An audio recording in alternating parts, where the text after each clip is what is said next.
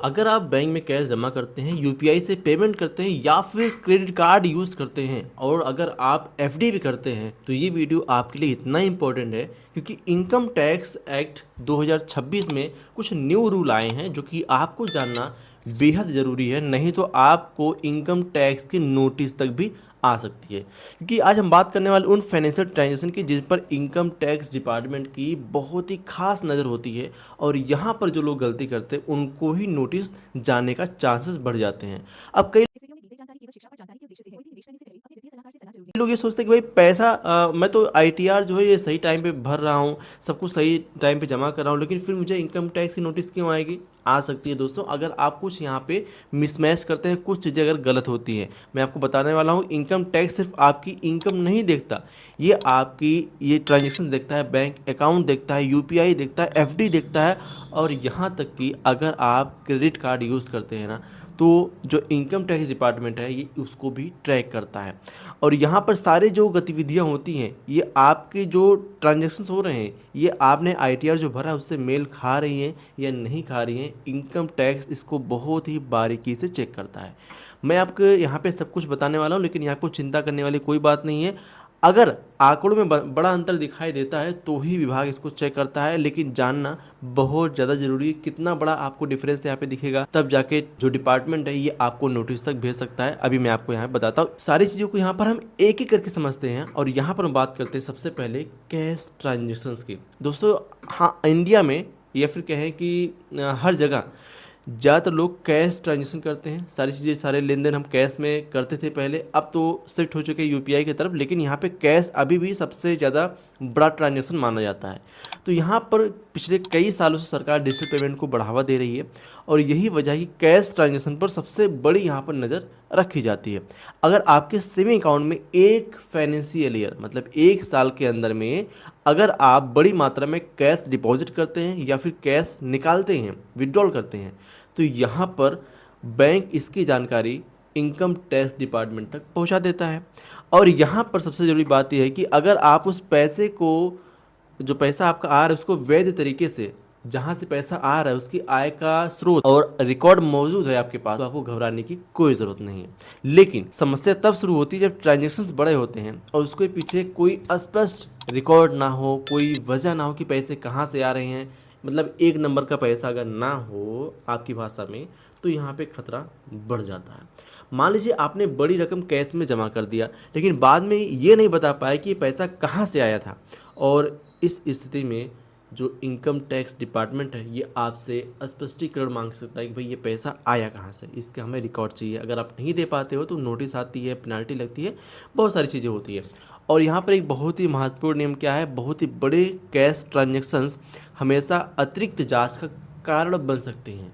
ज़्यादा बड़े cash transaction आप करते हैं तो ज़्यादा से ज़्यादा चांसेस है कि आपकी नोटिस आए, आपके ऊपर जांच भी बैठे। खास तौर पे अगर आप प्रॉपर्टी डीलिंग करते हैं, कैश का उपयोग उसमें ज़्यादा करते हैं, पहले की तुलना में अब काफ़ी कम हो चुका है, लेकिन अभी भी कैश काफ़ी सारे लोग लेन देन करते हैं। तो इसलिए यदि आप ज़मीन या मकान की खरीद बिक्री में शामिल हैं तो कैश की बजाय आप ये कोशिश करो कि आप बैंकिंग चैनल का यूज़ करो, आप बैंक से ट्रांजेक्शन्स करो, जिससे आप भी सेफ रहोगे, जिसको पैसा दोगे वो भी आपसे फ्रॉड नहीं कर पाएगा, साथ में गवर्नमेंट भी आपके ऊपर स्ट्रिक्ट नहीं हो पाएगी भाई मुझे, क्योंकि कुछ सारे रिकॉर्ड पता होंगे तो आपके ऊपर चिंता करने वाली कोई बात नहीं रह जाएगी।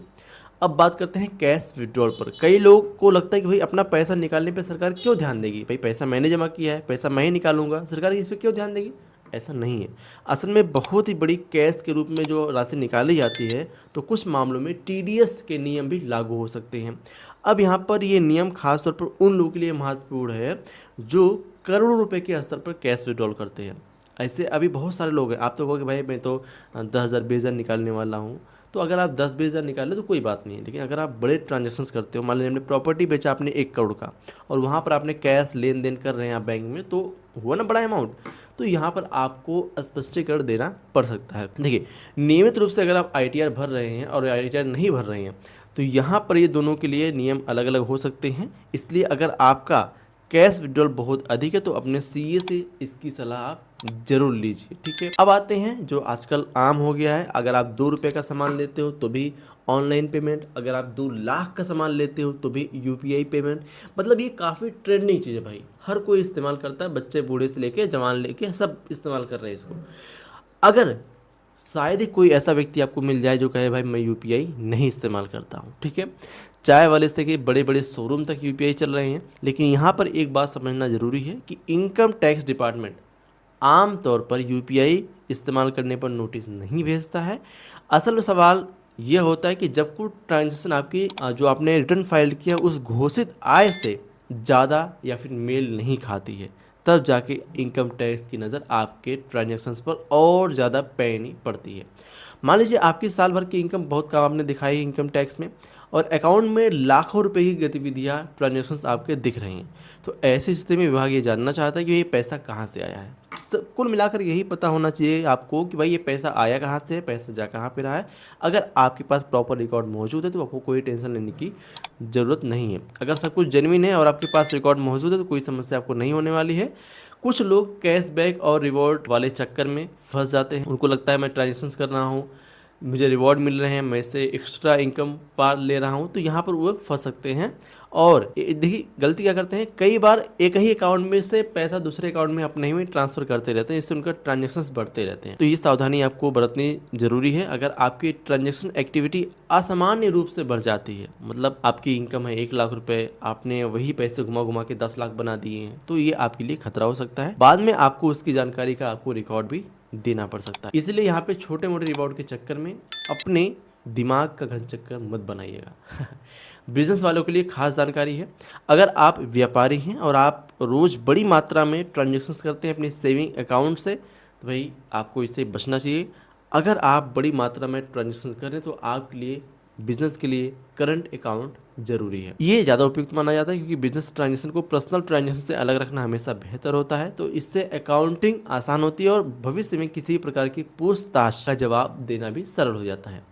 अब बात करते हैं एफडी यानी फिक्स डिपॉजिट की। इसमें जो आम नागरिक हैं, जो 10,000 20,000 कमाने वाले भी हैं, ये भी बेचारे परेशान रहते हैं। तो अगर आपकी इनकम चाहे 10,000, चाहे 1 लाख, चाहे 2 लाख रुपए आप एफडी कर रहे हैं, तो ये जानकारी आपके लिए बहुत ज़रूरी है। कई लोग सोचते हैं कि एफडी बनाते ही इनकम टैक्स नोटिस आ जाएगा, भाई ऐसा बिल्कुल नहीं है। आमतौर पर अगर आपकी एफडी इनकम और सेविंग के हिसाब से उचित है तो आमतौर पर चिंता करने की कोई ज़रूरत नहीं है। लेकिन बड़ी राशि के निवेश की जानकारी बैंक संबंधित विभागों को रिपोर्ट जरूर करता है, भाई उसको भी रिस्पॉन्सिबिलिटी दी गई है रिपोर्ट करने की, तो रिपोर्ट करता है। इसलिए हमेशा ये सुनिश्चित करें कि आपकी सेविंग और आपकी घोषित इनकम में तालमेल हो। 1 लाख कमा रहे हैं तो आपका 1 लाख के आसपास ही होना चाहिए।